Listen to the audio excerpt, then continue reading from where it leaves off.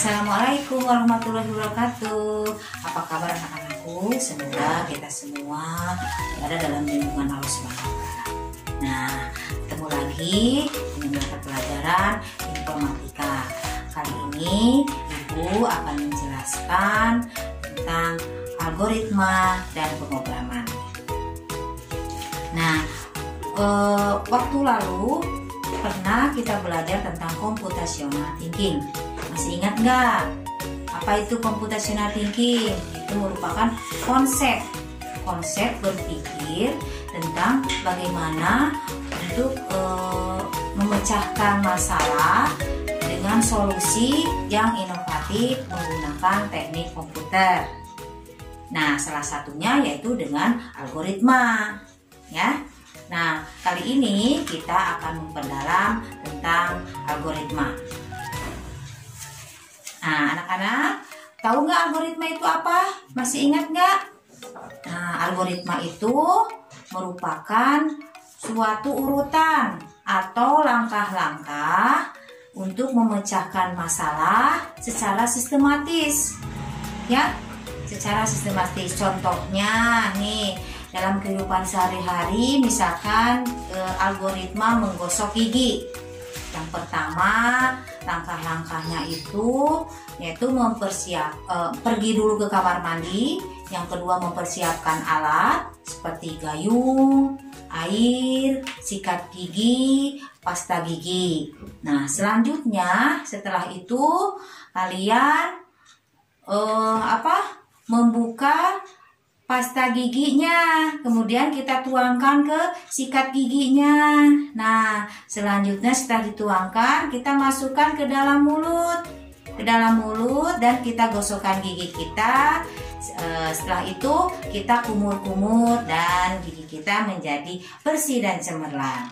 Nah, itu merupakan salah satu algoritma dalam kehidupan sehari-hari. Nah, secara sistematis, artinya itu apa? Sistematis di sini yaitu jangan dilewatkan. Jadi langkah-langkahnya itu jangan dilewatkan. Misalkan tadi pergi ke kamar mandi, langsung menyikat gigi. Nah, padahal untuk memberikan pasta giginya nggak disebutkan. Nah, nggak boleh seperti itu ya. Kalau algoritma itu harus tahap demi tahap, secara logis dan sistematis harus dikerjakan langkah demi langkahnya. Nah, sekarang apa itu algoritma pemrograman? Nah, algoritma pemrograman merupakan sama ya, urutan-urutan atau langkah-langkah untuk menyelesaikan suatu masalah pemrograman komputer. Nah, contohnya misalkan kita dalam kehidupan sehari-hari nih, kita menghitung barang 1 sampai di bawah 100 sih, misalkan bisa kehitung ya, kan banyak lama ditambah gitu ya. Tapi kalau misalkan barangnya ada 1000 itu bagaimana? Nah, disitulah perlunya suatu pemrograman komputer, perlunya suatu logika pemrograman komputer untuk memecahkan suatu masalah dalam kehidupan sehari-hari, yaitu masalah memecahkan menghitung barang yang skalanya besar. Nah, seperti itu ya.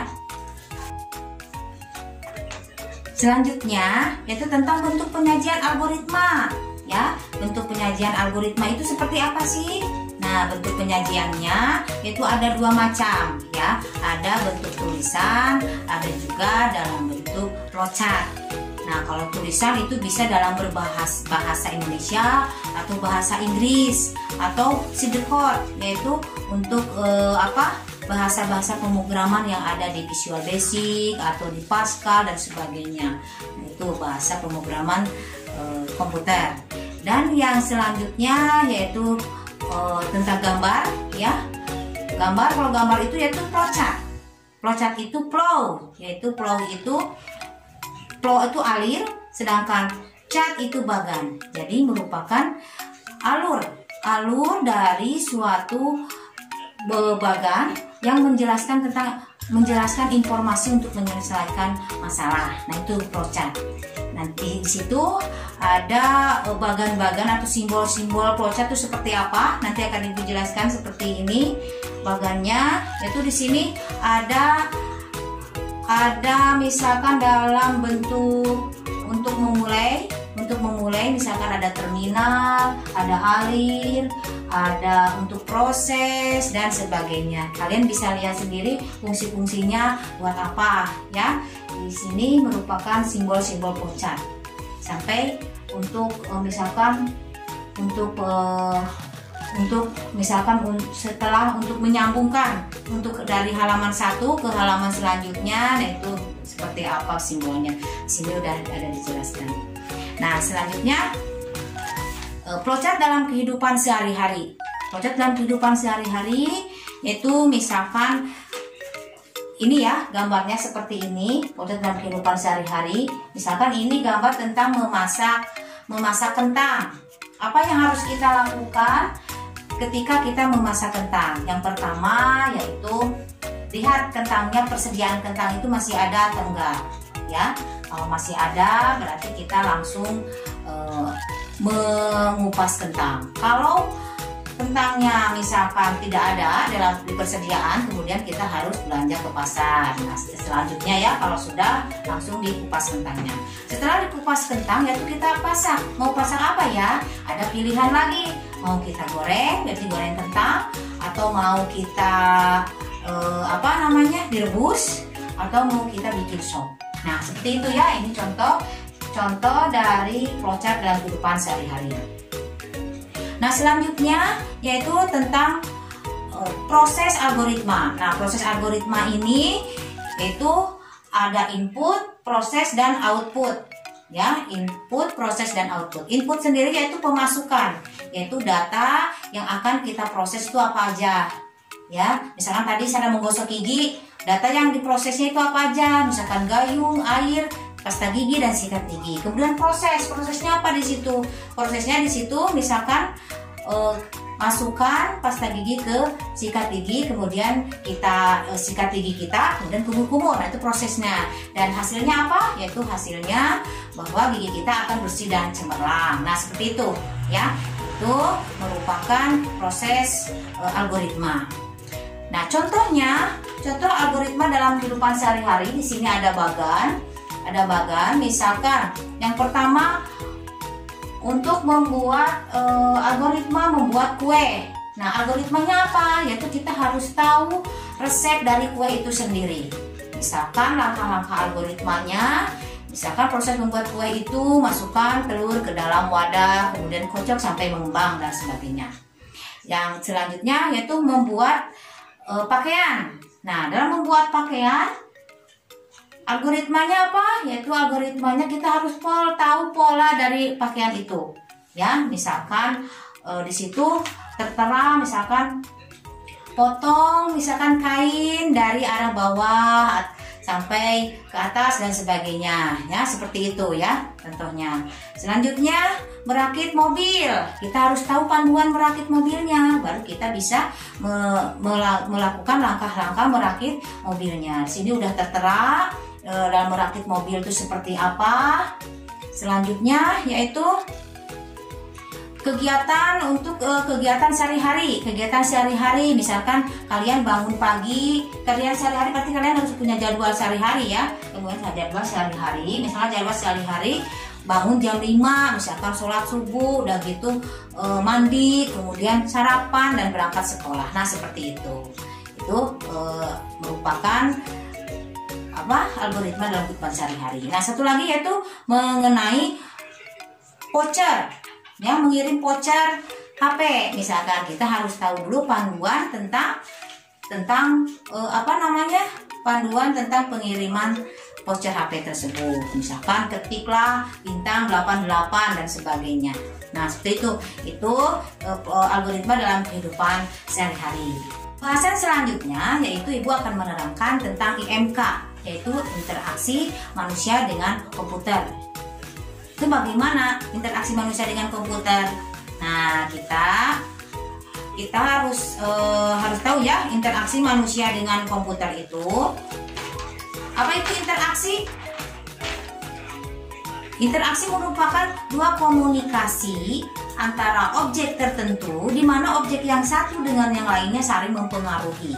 Nah, itu ya, itu itu disebutkan dengan interaksi.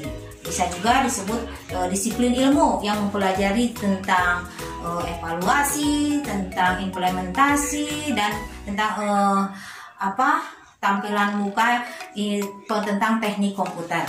Nah, itu merupakan interaksi manusia dengan komputer.